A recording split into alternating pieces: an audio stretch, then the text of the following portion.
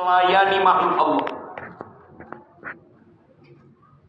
Tangan yang terus terulur hanya untuk mengambil apa yang memang menjadi haknya dan memberi apa yang menjadi kewajibannya.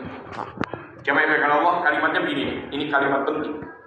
Hubungan kita sama makhluk, apapun bentuk hubungannya,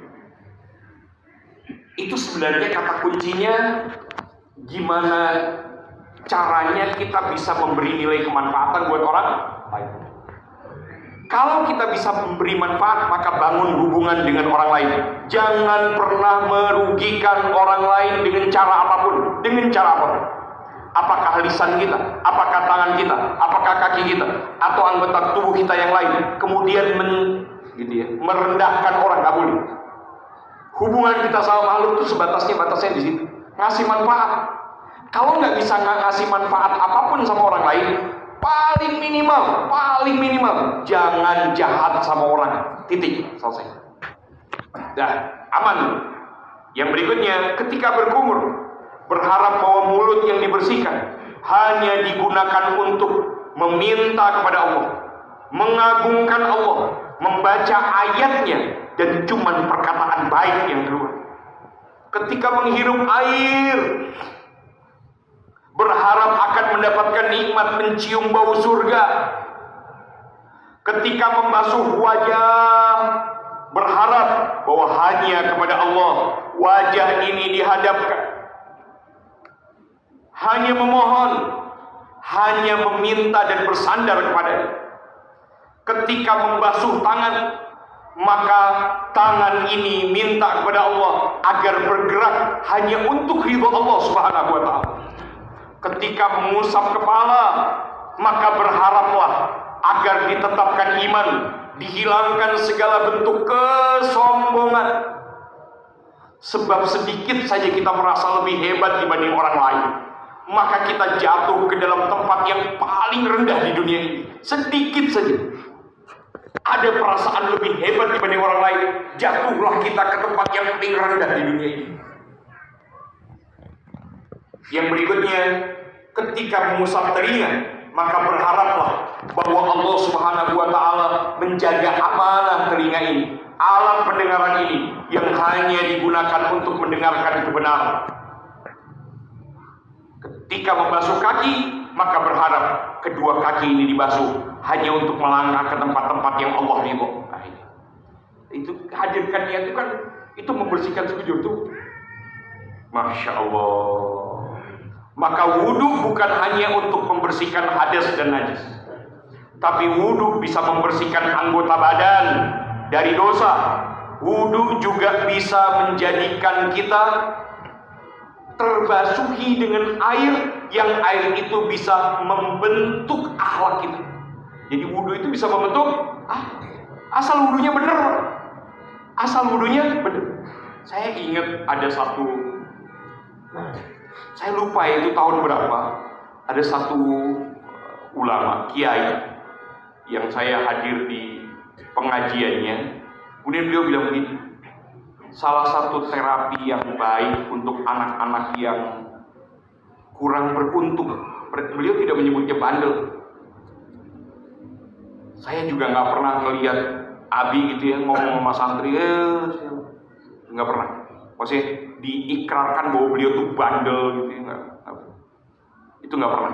Kata-kata itu nggak pernah keluar dari guru-guru kita. Sebab apa? Sebab beliau itu selalu memandang semua murid-murid itu sebagai umat Nabi Muhammad SAW. Semua jamaahnya itu sebagai umat Nabi Muhammad SAW. Secara manusia, maksudnya sisi manusia beliau itu kadang kesel, marah sama anak-anak. Tapi saya melihat dengan mata kepala saya sendiri, yang kadang saya itu nggak bisa nyampe di pikiran saya. Kadang itu justru saya kok gitu sih.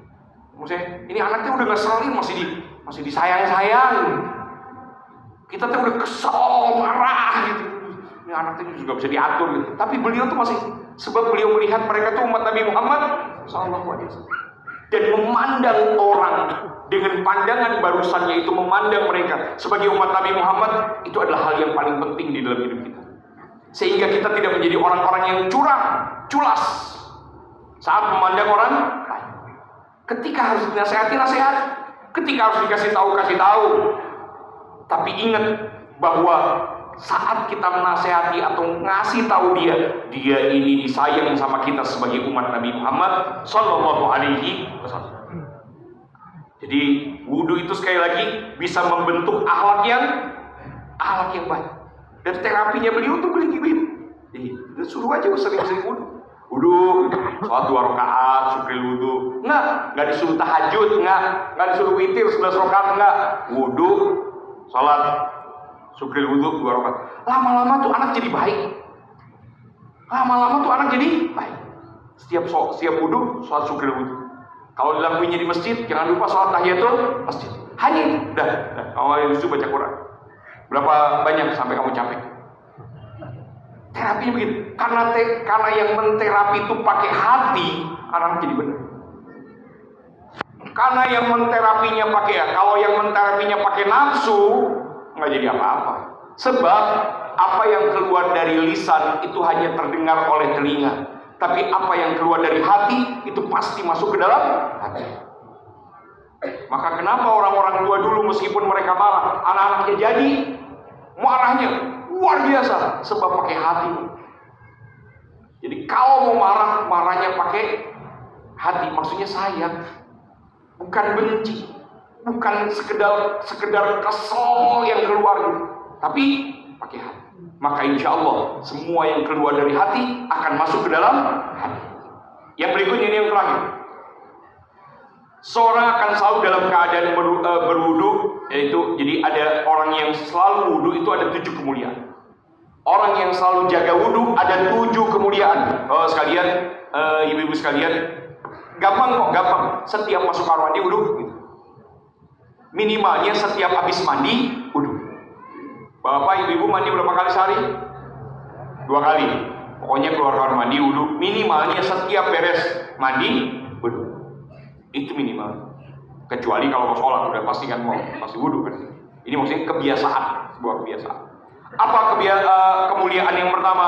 Malaikat akan senang menjadi temannya, bermakmum untuknya di dalam amal ibadahnya. Lagi baca Quran, mereka berhalaqah-halaqah dengerin kita baca Quran gitu. Lagi sholat menjadi makmumnya. Yang berikutnya, pahala akan terus tertulis untuk. Nggak berhenti ditulis pahala baginya. Yang ketiga, anggota tubuhnya selama dalam keadaan wudu terus berzikir sama Allah. Pori-porinya terus berzikir sama Allah. Yang berikutnya, dia akan berusaha tidak tertinggal takbiratul ihram di dalam jamaah. Apa yang kelima? Allah akan utus malaikat jaga dirinya. Jaga dirinya dari apa? Dari kejahatan manusia, keburukan manusia dan jin saat dia tidur. Dijaga sama Allah. Jaga sama Allah. Rumahnya dijaga, keluarganya dijaga. Kalau tidur dalam keadaan berwudu, habis wudu, terus ibu-ibu tidur sebelah suami. Udah garis ya. Ini garis, nggak boleh. Garis antara kita berdua. Jangan sentuh. Nggak boleh begitu ibu-ibu, nggak boleh begitu ibu-ibu.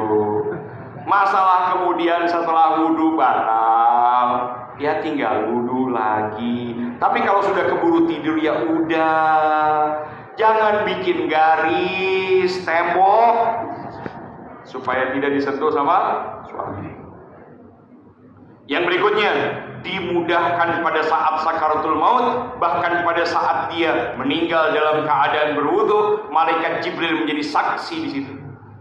Malaikat Jibril menjadi saksi bagi orang yang meninggal dalam keadaan berwudu. Yang berikutnya, selalu dijaga sama Allah. Dijaga sama Allah. Lahirnya, batinnya dijaga sama Allah selama dia masih dalam keadaan berwudu. Berarti nggak jatuh ke dalam dosa dong. Tetap bisa jatuh ke dalam dosa, tapi orang yang berwudu dijaga agar tidak jatuh ke dalam dosa pun kalau jatuh dalam dosa, dibuat dirinya segera sadar terhadap kesalahan dan dosanya. Begitu. Mudah-mudahan Allah Subhanahu wa taala jaga iman dan Islam kita, dan Allah Subhanahu wa taala menjaga segala kebaikan baik diri kita, keluarga kita, dan seluruh orang-orang yang berada di bawah tanggung jawab kita. Amin ya rabbal alamin. Sebagai penutup, saya ingin kemarin tuh ngaji tafsir Yasin. Ada kalimat begini, kalimat yang langsung sebelum kita wirid dikir. Nanti Ustaz Isam atau Ustaz Isam, ya saya masuk dulu nggak apa. Ini terakhir sebagai penutup saja. Di kalimat gini, di sini ada tafsir Yasin, kalau tidak salah ayat 32. Kalimat wa in kullul lamma jami'ul ladaina muhdhar. Sini ada kalimat gini. Di surat Al-Infitar ayat 6 Allah mengatakan, wahai hambaku, ma gharraka bi rabbikal karim. Wahai hambaku, ma gharraka bi rabbikal karim. Apa yang menyebabkan engkau terperdaya hingga engkau lupa sama aku? Apa sih yang bikin engkau lupa sama aku? Rumahmu, mobilmu. Apamu yang bikin lupa? Parasmu, uangmu, itu semua milikku. Kenapa sampai engkau terperdaya? Kenapa begitu? Itu Allah yang nanya. Ma gharraka bi rabbikal karim.